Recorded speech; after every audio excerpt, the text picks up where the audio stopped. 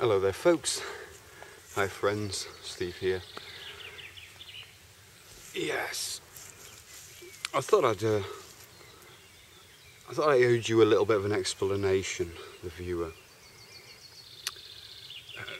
Who are you, the viewer? I mean, obviously I'm now talking to a lot of friends who are on Facebook, who know me, know maybe some of my stories, maybe know some of my facts, maybe have spent some time with me in that time.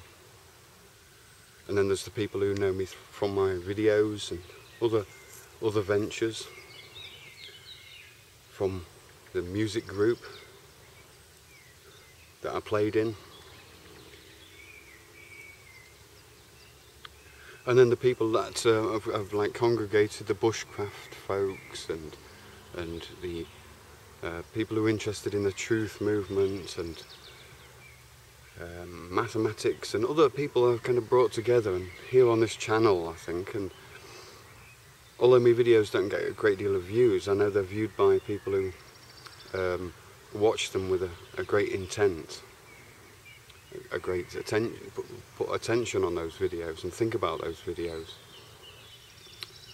Now, it's often said, I think, that philosophy is reason, it's like reason.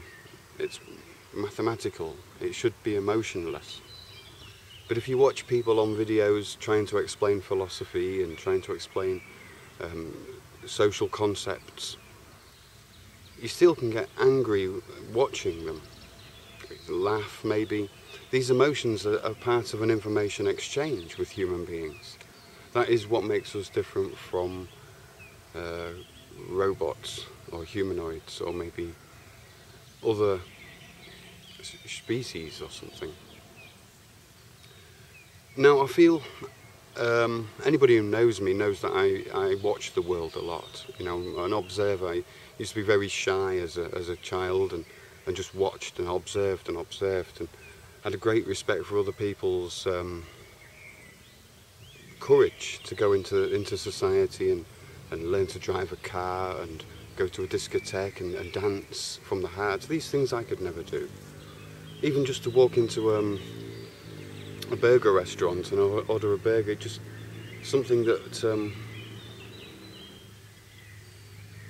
and it wasn't because of the burgers, it was just really because of that social place. I just felt like I didn't belong. I always felt like I was singled out, so I became the observer. And I see politicians and teachers and academic people and people who are climbing the social ladder. They're trying to keep this kind of integrity where emotions are left to the back. And it's blah, blah, blah, blah.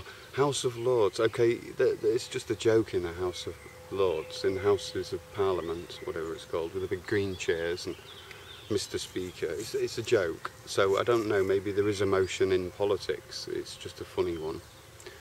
But, when I'm watching political speeches or lectures or people talking or a lot of videos of people explaining things about the world or about society, for me there's a certain amount of emotion that's kind of going wrong there. You can't really talk about something that's horrible in such a bland blah, blah, blah, blah, blah, blah, blah, blah. I have a suit and tie on. Nothing against suit and ties. I don't mean to shun fashion in any way.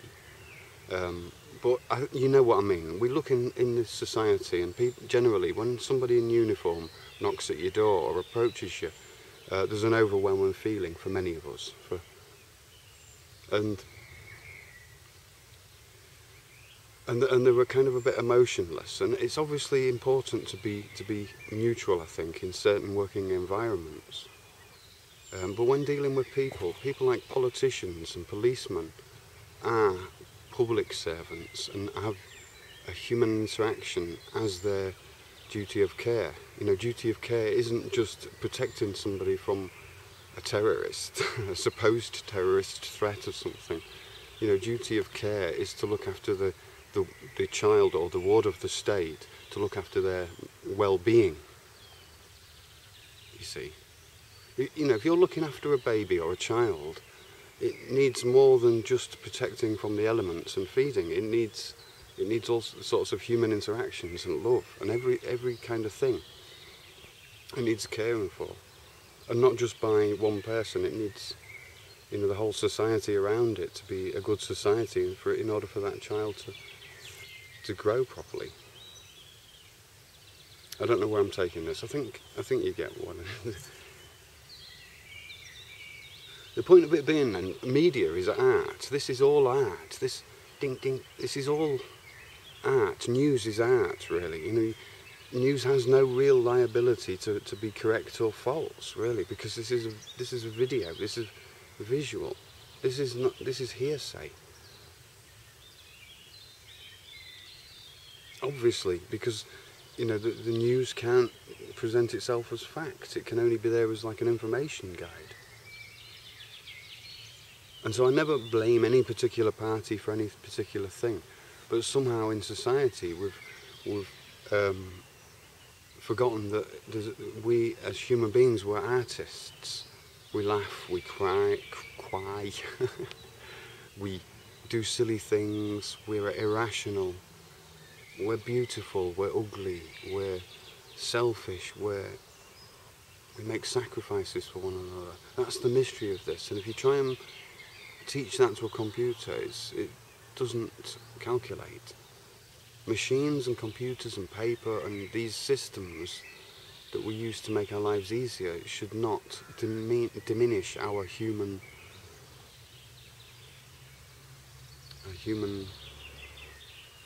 development. I'm sounding all intellectual now, aren't I? Fact is, you know, I'm just a rock and roller. I just want freedom. I've got freedom from hunger, and I'm happy, you know. And I want to set other people free as well if they want it.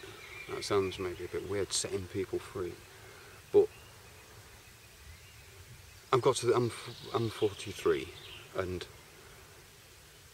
it's taken me a long time to get to this point, and I've still got a long way to go, but I realise so many of my fears, so many of the things that I was worried about in my life, so many things that I followed, turned out to be fake, just simply fake, for me.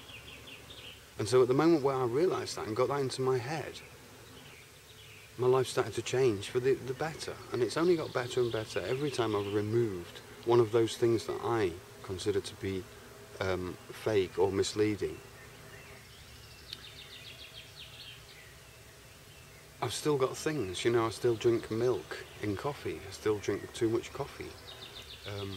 There's a lot of things that we all do. We've got all different vices and weaknesses, so I don't want to hone in on anyone's weakness. So what I do as art is like kind of offensive to everybody, except the government, because I'm not anti-government. If somebody wants governing, I think that should be their choice.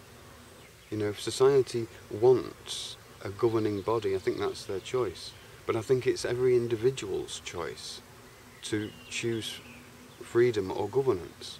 You can't, you know, if I came round to your house and started telling you what to do or not what to do, you would think, what? What's he talking about? You know, the concept of somebody denying you the right to do certain things is absolute insane. Unless that's protecting you. See, the government have a duty of care. And maybe they're doing a good job, it's rolling along. I don't know whether it's kind of orchestrated, but whatever it is, we're all okay, we're all alive, you know.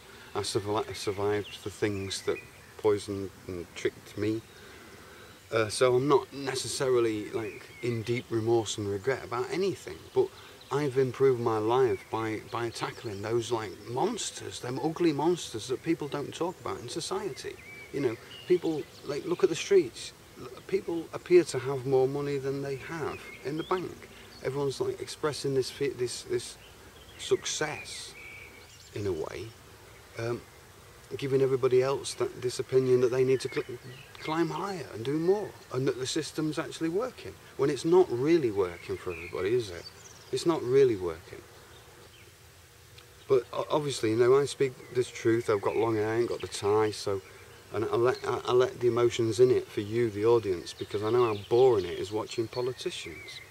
It's boring. You know, you kids, you know, us kids, we all kids go to school, listen to these dry people, and I know they're supposed to do that. I've done teaching in my time. You have to be dry. I have sympathy with everybody. I've had my own businesses. I know.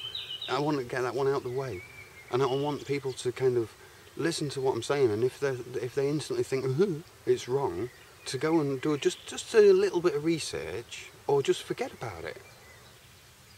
Or question me, but what happens then is the instant default thing, and it always comes back. The same little attack comes back, and that's one reason why I started making these videos, is so I could say what I got to say, and I didn't need to repeat myself. I could say to somebody, look, I explained it on this video here, and maybe you can watch that first, and if you don't understand that, we can go over it again. But life doesn't work like that, you know. I just sound like an arrogant git talking like this, really. But it's how do you make the efforts? You know, I'm inventing this as I go along. You're inventing your lives as you go along. We're all kind of on our own together, and we all choose different things. It's fine. I find, you know, that's the thing. I don't even know why I'm on here saying this sometimes. Well, I do actually, I do,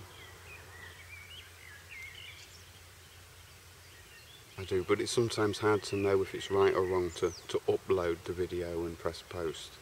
It's easy to sit here in the field and to do this, and to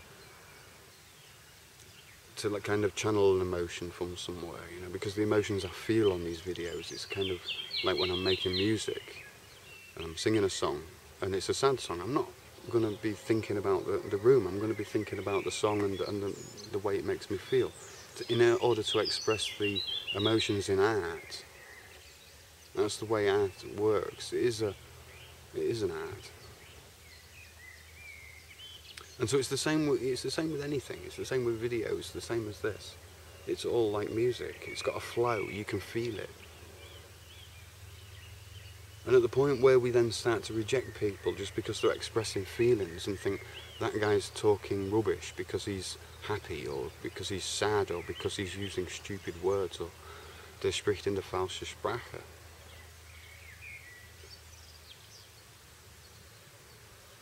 Or he speaks in the wrong language. You know, and that's the snobbery part that I kind of keep, and I notice myself as snobbery, you know, looking down on people who haven't got the chances that I've got. I notice it in myself. I think it's always maybe there, but it's a part of myself that I don't like. You know, I used to look at people who had barefoot and think, can't he afford shoes? Can't she afford shoes? But there was more there. It was a mystery. You know, why has she got no shoes on? But it was definitely not normal, and I thought to myself, why can't she just put shoes on like everybody else? I did think like that. I never expected to walk around barefoot in life, because I hated it. And in a way, in the house, I'm not a big fan of barefoot. I usually wear socks, because, you know, when you come outside, it's just like, if you touch the earth with your hands, if you're a gardener, you'll know what I mean. It's just great to get your hands in the earth, to feel the earth. You can almost feel the vitamins coming into your hands. You can feel the energy. You know, those of you who know about Tesla technology, you know, the energy is coming out from the earth to the sky. The whole planet is a battery, you know, it's full of energy, and we get earthed, and it's just fantastic. You know, look at me. I'm going to sing a little song here for you to show my appreciation. I see trees of green, red roses too. I see them bloom for me and you. And I think to myself, what a wonderful world. And I think to myself, what a wonderful world. I'll sing the rest of that another day. That's what it's all about, innit, folks? The flow. That's what it was like for me with rock and roll. The words of Frank Zappa.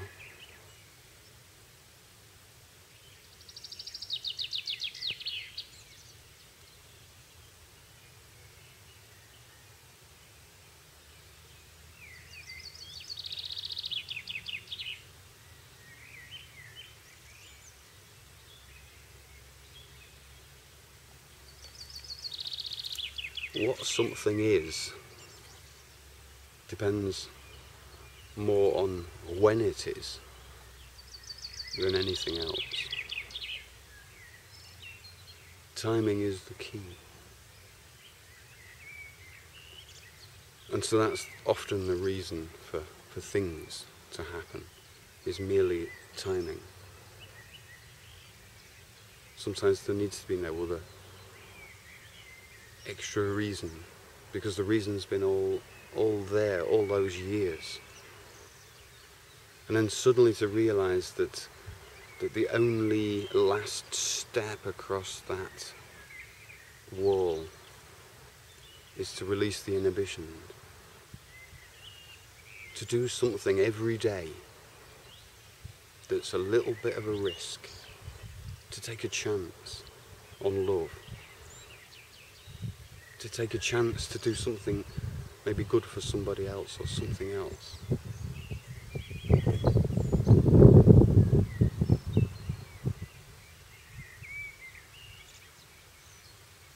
Without even need for recommendation or commendation or praise. Just simply to know yourself you've done something. You can look back and watch the magic.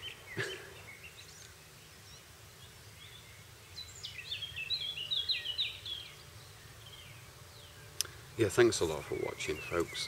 Thanks a lot for listening. I love you all. You know who you are, and I know.